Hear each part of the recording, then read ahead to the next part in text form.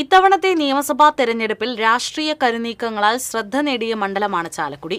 മുന്നണികളുടെ സംസ്ഥാന നേതൃത്വം ശ്രദ്ധ പതിപ്പിക്കുന്ന മണ്ഡലത്തിൽ വാശിയേറിയ പോരാട്ടമാണ് നടക്കുന്നത്. മുന്നണികളുടെ സംസ്ഥാന നേതൃത്വം പ്രത്യേകം ശ്രദ്ധിക്കുന്ന ചാലക്കുടിയിൽ പോരാട്ടച്ചൂട് ഉച്ചസ്ഥായിയിലാണ്. അതിരപ്പള്ളിയും വാഴച്ചാലും അതിരിടുന്ന എറണാകുളം ജില്ലയോട് തൊട്ടുകിടക്കുന്ന ചാലക്കുടി ഇരു മുന്നണികളോടും ചേർന്നു നിന്നിട്ടുണ്ട്. കഴിഞ്ഞ നിയമസഭാ തെരഞ്ഞെടുപ്പിൽ UDFന് തൃശൂർ ജില്ലയിൽ വിജയിക്കാൻ കഴിഞ്ഞ ഏക നിയമസഭാ മണ്ഡലമാണ് ചാലക്കുടി. 1057 വോട്ടിനാണ് സനീഷ് കുമാർ ജോസഫ് LDFിലെ കേരള കോൺഗ്രസ് M സ്ഥാനാർത്ഥി ഡെന്നിസ് കെ ആന്റണിയെ തോൽപ്പിച്ചത്. 5 വർഷക്കാലം മണ്ഡലത്തിലെ ജനങ്ങൾക്കൊപ്പം നിന്ന് വികസനത്തിന്റെ പുതിയ വഴികളിലൂടെ ചാലക്കുടിയെ കൈപിടിച്ചു നടത്താൻ കഴിഞ്ഞെന്ന് സനീഷ് കുമാർ ജോസഫ് പറയുന്നു. സംസ്ഥാന ഭരണത്തിനെതിരെയുള്ള ശക്തമായ ജനവികാരം മണ്ഡലത്തിന്റെ എല്ലാ മേഖലയിലും പ്രകടമാണെന്നും അദ്ദേഹം കൂട്ടിച്ചേർത്തു. വളരെ പോസിറ്റീവ് റെസ്പോൺസാണ്. UDFന് അനുകൂലമായൊരു തരംഗം കേരളത്തിലുണ്ട്, ചാലക്കുടിയിലുണ്ട്.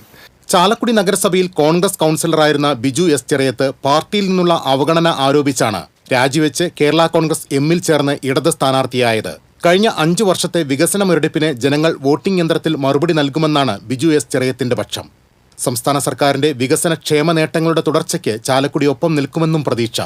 ഇടതുപക്ഷ ജനാധിപത്യ മുന്നണിയുടെ സ്ഥാനാർത്ഥി വിജയിച്ചു വന്നാൽ വീണ്ടും ചാലക്കുടിയിലേക്ക് വികസനം കടന്നു വരുമെന്നുള്ള വലിയൊരു പ്രതീക്ഷയിലാണ് അവരൊക്കെ നിൽക്കുന്നത്. ആ ഒരു ആവേശം നമുക്ക് ഉൾക്കൊള്ളാൻ സാധിക്കുന്നുണ്ട്. NDAയിൽ 2020 നൽകിയ സീറ്റിൽ ചാർലി പോൾ മണ്ഡലത്തിൽ പരമാവധി വോട്ട് സമാഹരിക്കാനുള്ള ഓട്ടത്തിലാണ്. കഴിഞ്ഞ പാർലമെന്റ് തെരഞ്ഞെടുപ്പിൽ ചാലക്കുടി മണ്ഡലത്തിലെ 2020 സ്ഥാനാർത്ഥിയായിരുന്നു ചാർലി പോൾ. വളരെ അനുകൂലമായ പ്രതികരണമാണ്. കാരണം ജനങ്ങളൊരു മാറ്റം ആഗ്രഹിക്കുന്നുണ്ട്. 70 വർഷക്കാലമായി മാറി മാറി ഭരിച്ചവർ ഇവിടെ ഫലപ്രദമായി ഒന്നും ചെയ്യാത്ത ഒരു സാഹചര്യമാണ്. തദ്ദേശ തെരഞ്ഞെടുപ്പിൽ ചാലക്കുടി നഗരസഭ 2 തവണയായി UDFന്റെ കയ്യിലാണ്.